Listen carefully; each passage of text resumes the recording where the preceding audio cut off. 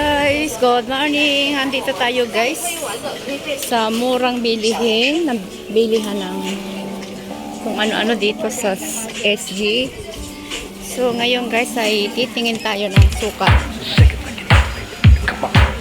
Philippine products kasi kailangan ko lagi ng suka. Nagluluto ko ng yan.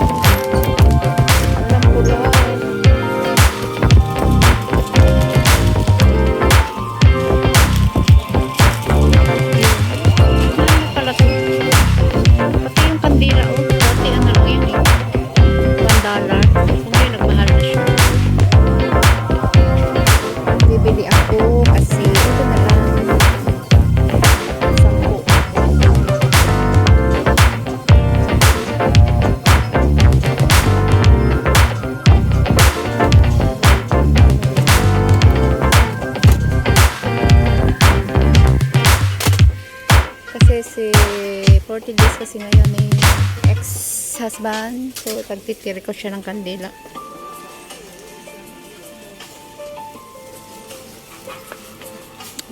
Sorry.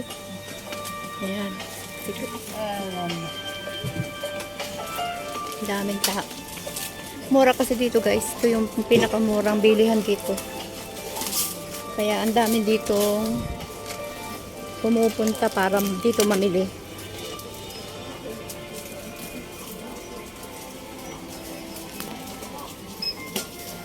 Tayin ko muna guys.